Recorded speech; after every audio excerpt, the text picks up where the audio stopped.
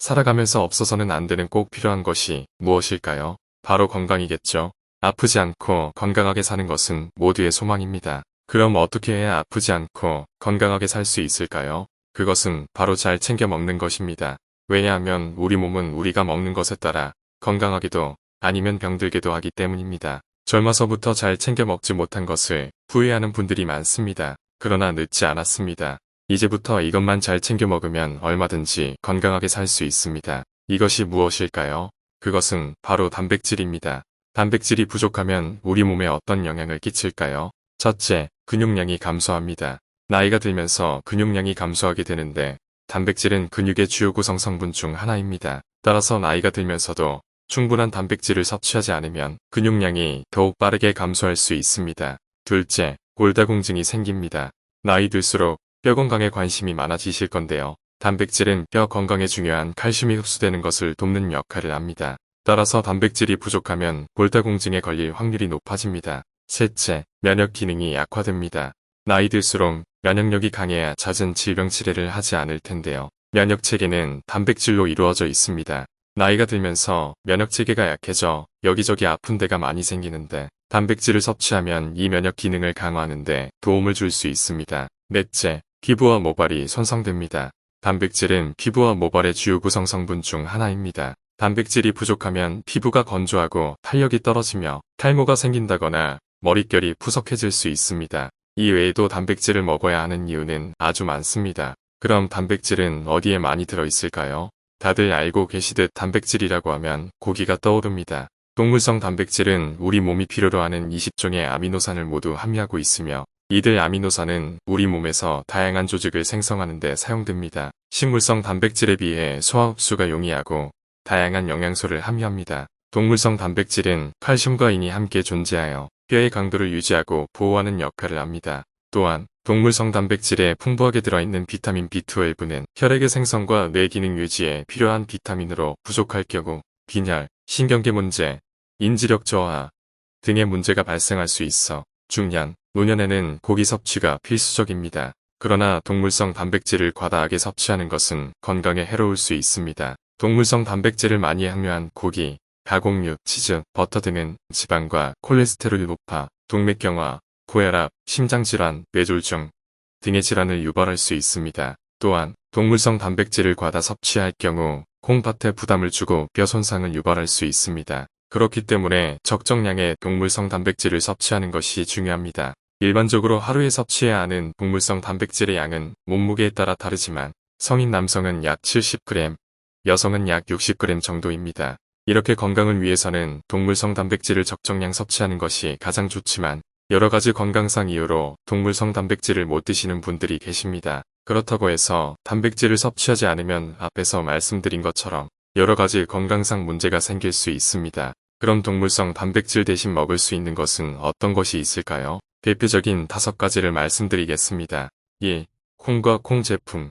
콩은 식물성 단백질 중에서도 가장 많이 알려진 것 중 하나입니다. 콩에는 다양한 아미노산이 함유되어 있어 인체에서 필수적인 단백질을 제공합니다. 콩은 식이섬유와 올리고당, 이소플라본 등의 성분이 풍부해 혈당과 콜레스테롤 수치를 조절하여 심혈관 질환 예방에도 효과적입니다. 또한 칼슘, 마그네슘, 인 등의 미네랄과 단백질, 비타민 K 등의 영양소를 함유하고 있어 뼈 건강을 유지하는 것을 도와주며 비타민 C, 비타민 E, 아연 등의 영양소는 면역력을 강화하고 면역질환이나 감염병을 예방하는 데 도움을 줍니다. 특히 콩나물, 두부, 콩부침 등을 다양한 방법으로 손쉽게 섭취할 수 있다는 장점이 있습니다. 1.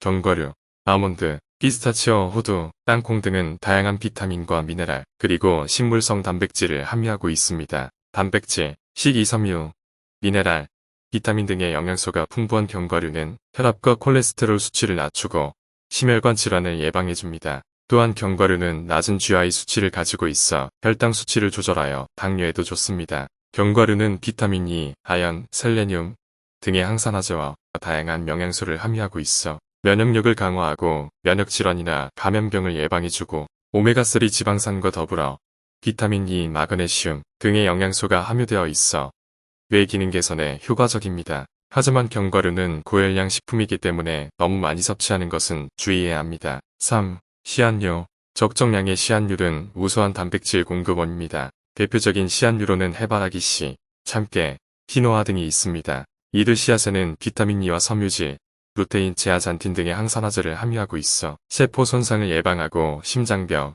암 등의 질병을 예방해줍니다. 식이섬유와 단백질, 오메가3 지방산, 비타민 E, 마그네슘 등의 영양소를 함유하고 있어 혈압과 콜레스테롤 수치를 낮추고 심혈관 질환 예방에도 효과적이며 아연, 비타민 B6 등의 영양소를 함유하고 있어 면역력을 강화하고 감염병을 예방해줍니다. 이외에도 인, 칼슘, 마그네슘 등의 미네랄이 풍부하여 뼈 건강을 유지하는 데 도움을 줍니다. 4. 채소와 과일. 단백질 함량이 높은 채소로는 브로콜리, 아스파라거스, 시금치, 샐러드 채소 등이 있으며 과일로는 바나나, 딸기, 오렌지 등이 단백질 함량이 높은 편입니다. 이들은 항산화 작용이 뛰어나며 활성산소를 제거해주는 성분을 함유하고 있어 암 예방에 효과적이며 혈압과 콜레스테롤 수치를 낮추고 혈관을 확장시켜 심장 건강을 유지하는 데 도움을 줍니다. 특히 비타민C는 항산화 작용이 뛰어나며 면역력을 강화하여 감염병 예방에 효과적입니다. 5. 해조류. 해조류 중에서도 대표적인 것은 미역입니다. 미역은 단백질뿐만 아니라 식이섬유, 비타민C, 미네랄 등의 영양소를 함유하고 있어 건강에 매우 좋습니다. 특히 미역은 칼슘, 철분, 요오드 등의 미네랄을 풍부하게 함유하고 있어 뼈 건강, 빈혈 예방, 간 건강 등에도 효과적입니다. 또한 김, 다시마, 해초 등의 다양한 해조류도 단백질을 함유하고 있어 건강에 좋은 식품입니다. 해조류는 비교적 저칼로리 식품으로 다이어트나 체중 관리에도 좋습니다. 오늘은 중년 이후부터 노년까지 없어서는 안 되는 영양소인 단백질에 대해 알아봤습니다. 우리 몸은 대략 40세부터 근육을 잃습니다. 의학 용어로 사포페니아라고 불리는 이런 근 손실을 막으려면 늦어도 50세부터는 근육 관리를 꼭 해야 합니다.